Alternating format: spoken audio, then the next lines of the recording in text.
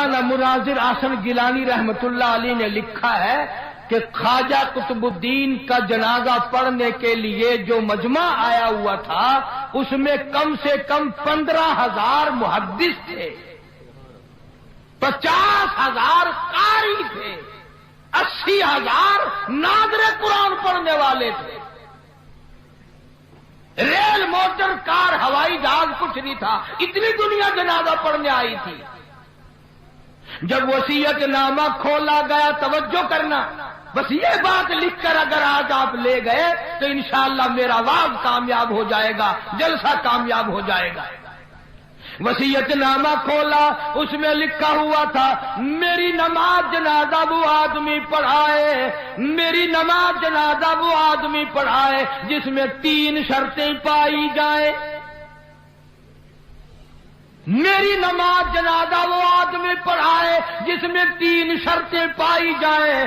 پہلی شرط یہ ہے ساری زندگی میں، ساری جوانی میں آج تک ایک دل بھی اس کی جماعت کی نماز تو کیا تکبیر اولا بھی فوت نہ ہوئی ہو۔ ایسا آدمی میرا جنازہ پڑھائے جس نے جب سے ہوش و حواس سنبھالا ساری زندگی میں اس کی نماز نہیں، جماعت نہ گئی۔ پہلی شرط تو یہ، اور دوسری شرط یہ ہے میری نماز جنازہ وہ آدمی پڑھائے جس کی ساری زندگی میں کبھی تہجد کی نماز قضا نہ ہوئی ہو۔ تیسری شرط یہ ہے میری نماز جنازہ وہ آدمی پڑھائے جس کی ساری عمر میں، ساری زندگی میں، بیماری میں، سفر میں، تندرستی میں، کاروبار میں، کسی حال میں بھی اس کی نگاہ غیر عورت پہ کبھی نہ پڑی ہو، غیر محرم عورت پہ اس کی کبھی نہ نظر پڑی۔ اب یہ تینوں شرطیں بڑی سخت، وصیت نامہ پڑھ کر سنا دیا گیا، کوئی آگے آنے کو تیار نہ ہوا، نہ محدثین میں سے، نہ مفتیوں میں سے، نہ قاریوں میں سے، نہ عالموں میں سے، نہ حافظوں میں سے، کوئی آگے آنے کو تیار نہیں۔ کیوں؟ سب کو یاد تھا بھی جماعت بھی کبھی نہ کبھی نکل جاتی ہے، تہجد بھی رہ جاتی ہے، اور دوستو سچائی کا زمانہ تھا اس لیے کوئی آگے نہ آیا۔ اگر آج کوئی یہ وصیت نامہ لکھ کر رکھے گا انشاءاللہ بغیر جنازے کے تشریف لے جانا پڑے گا۔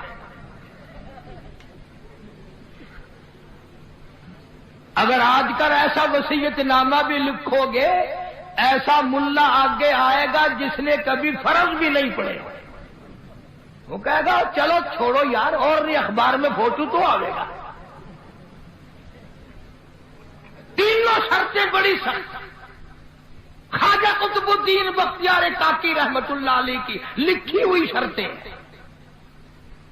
صبح سے لے کر شام ہو گئی، عصر کا وقت آ گیا، جنازہ رکھا ہوا ہے، خلقت خدا کی آئی ہوئی ہے، نہ کسی میں یہ شرطیں پائی جائیں، نہ کوئی جنازہ پڑھائے۔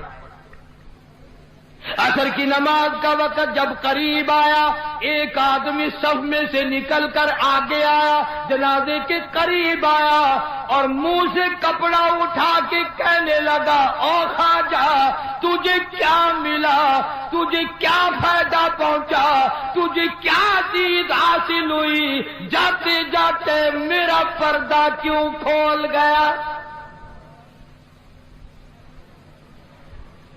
آج تک میرے رب کے سوا، تیرے سوا کوئی نہیں جانتا میں کیسا ہوں، آج تو نے میرا راز کھول دیا، میں سمجھتا ہوں کس کو لکھ کے گئے ہو، کس سے جنازہ پڑھوانا چاہتے ہو، مجھے پتا چل گیا تھا پر میں اپنے آپ کو چھپانا چاہتا تھا۔ او خواجہ مجھے دنیا میں کیوں ذلیل کر دیا؟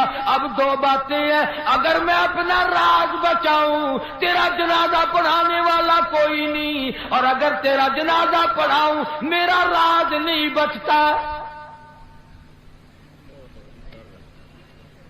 کون ہے آج آج میرا پردہ بچائے، تو نے تو اپنا فائدہ کر لیا، میرا نام لکھ کر چلا گیا، شرطیں میرے بارے میں لکھی ہے، آج کے بعد دنیا مجھے کیا کہے گی؟ ابھی موت نہ جانے کتنا دور ہے، اگر اس کے خلاف ہو گیا میں کالی کملی والے کو کیا منہ دکھاؤں گا؟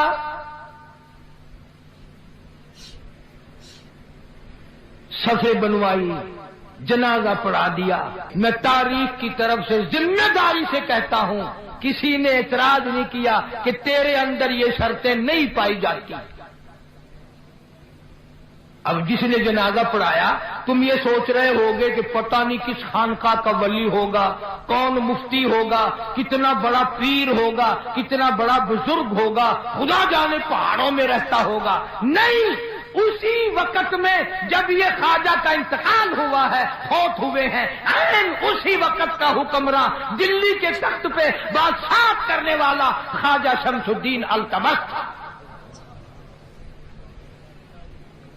کبھی بادشاہ ایسے ہوا کرتے تھے کہ ان کی جماعت کی نماز نہ جاتی تھی، کبھی تہجد کا ادا نہیں ہوتی تھی، کبھی غیر عورت پہ اس کی نگاہ نہیں پڑتی تھی۔ آج غریبوں، مزدوروں اور ملازموں، تم سارا دن بدنیتی سے 100 عورتوں کو تاڑتے ہو، اور مرتے وقت تمہیں کیا ملے گا؟